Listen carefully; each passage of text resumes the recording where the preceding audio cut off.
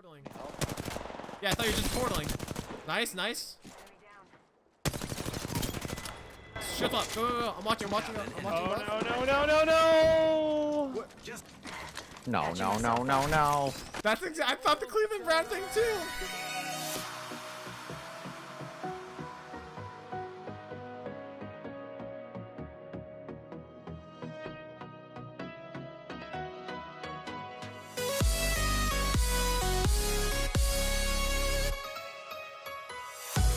When you look up the definition of the word strafing in terms of gaming, which you should not do right now because I got you, bro, it's literally on the screen, so keep your eye holes open and watch the video. Regardless, we are greeted with Wikipedia's definition stating, in video games, strafing is a technique of moving the player's character from side to side rather than forward and backward, which is true, but not entirely. This video will cover this topic, which falls under the main category of today's video, which is the basics to strafing in Apex Legends. This is a rudimentary video, so if you are already experienced with the topic, you can happily click off the video and look through the playlist via the card on screen and possibly find a subject that you may need improvement on. Or you can comment you didn't learn anything from the video like this guy. Yeah, don't be like this guy.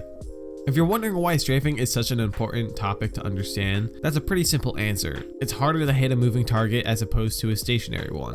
When it comes to the key of strafing, your job is to throw off your opponent's shots or at least avoid them in hesitant moments when you're reloading, for example, or switching weapons, or simply just trying not to die altogether while fleeing a fight. In layman terms, you strafe whenever you're trying not to get shot. So the definition of strafing being a rapid side-to-side movement is just an understatement. Your first set of movement is, of course, side to side, which will help avoid shots on its own. But moving forwards and backwards, for example, can also be combined with it, but it's not helpful on its own. It's only good in a combination with other movement. And you can also move vertically by crouching and standing. Although you don't want to be crouched for too long or else you will actually end up losing your momentum because it'll come to a halt, slowing your strafe down and making you an easy target to hit. You have these three axes to work with: your x-axis to move side to side, your y-axis to crouch and stand, and your z-axis to move forwards and backwards. Combining all these together is what you will one day be able to conquer, but attempt them while keeping your crosshairs on your subject. Never jump while attempting to strafe because you stay in the air way too long and you're just asking to be shot since you will not be able to redirect your movement to throw off the enemy's aim. And a very hard thing to do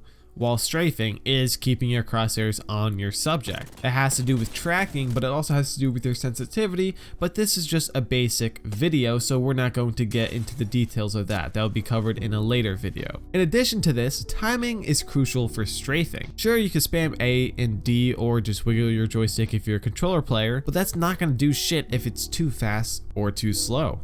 You need to find a sweet spot for the amount of movement that moves your hitbox. Moving too quickly and your hitbox will stay pretty much in the same spot. Too slowly and your path becomes too predictable. When you move side to side really fast, your character isn't actually moving anywhere. It may appear like you're doing a lot of stuff on screen, but instead you're just contorting and wiggling your body, which is actually a good tactic only in combination with actual strafing. But by itself, you are literally appearing as a stationary target, just asking to be put down. Moving left and right in longer strides, but not too slowly, is a proper strafe. Adding in that little wiggle effect to switch up the direction also helps throw off your enemy. Crouching in between will also help throw off incoming spray. But you're probably wondering why I was talking about moving forwards and backwards when it's ineffective on its own. The truth is, you can use it to advance on a subject, back away to cover, completely get out of a fight, or make your strafes even more diverse, like doing a figure 8 or running little circles. Now, this won't move you a far distance, but it'll make you a very tough target to hit still, and it'll get you a few meters closer to where you want to be. If this was a perfect world, then strafing for each legend would also be the same, but in Apex,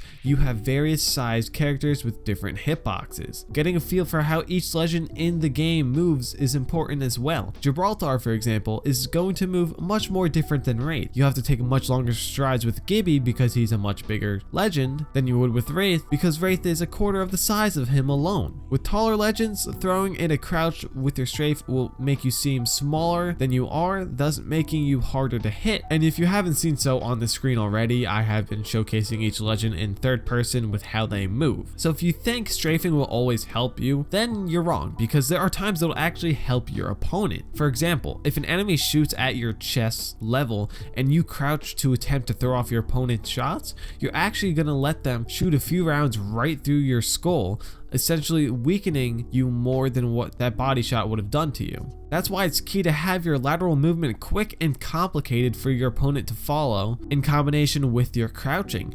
To repeat what I said earlier, moving too fast makes you appear stationary for both crouching and side-to-side movement, but too slowly it gives the enemy an opportunity to learn your pattern and knock you in less than a second. Also, while aiming in, your strafing movement is impeded immensely, and something to note is that you move so much slower while ADSing. Even with an SMG, it feels painfully slow. So short strides that are long enough to not seem stationary in combination with your crouching will be your best bet here. There will also be times when you won't be able to avoid situations where your enemy is just better than you.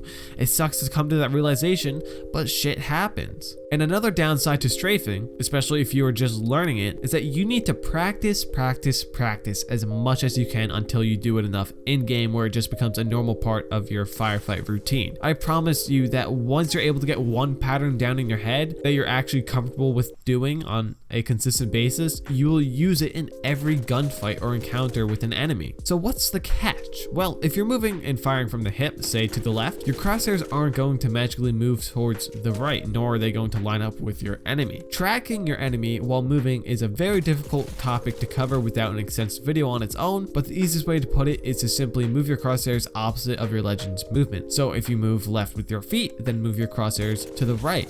If you crouch, move your crosshairs slightly up because you're compensating for your legend getting lower. And then the closer you are to the subject at hand, the more you have to move your crosshairs with respect to your character's movement. So that's something to keep in mind. A quick summary of everything we've gone over, or if you're one of the TLDR too long didn't read people and found the timestamp to this right here, we discussed the main objective for strafing is to throw off your enemy's aim to avoid getting shot by them, that you can work with every axis through side to side, forward and backward, and up and down motion as long as they're combined with one another. Never to jump while strafing, that you move slower when ADSing so your strafe will feel longer when doing so, and that's a good idea to get an understanding of with how each legend moves in comparison to their size and hitbox. Strafing too fast makes you seem stationary, as strafing too slow will give your enemy an opportunity to recognize your pattern, making it easy to kill you. And finally, that there are some downsides that will happen to you where you crouch and move your head into a bullet that was meant to hit your chest, or you get stuck in a spot from moving way too fast. So thank you all so much for watching the video. If you enjoyed the video, don't forget to drop a like, a comment down below with the topic that I should cover in my next video. And of course, if you're new to the channel, make sure to subscribe for more videos just like this, because I've been Sync Gamer. I'll see you all next time. Peace.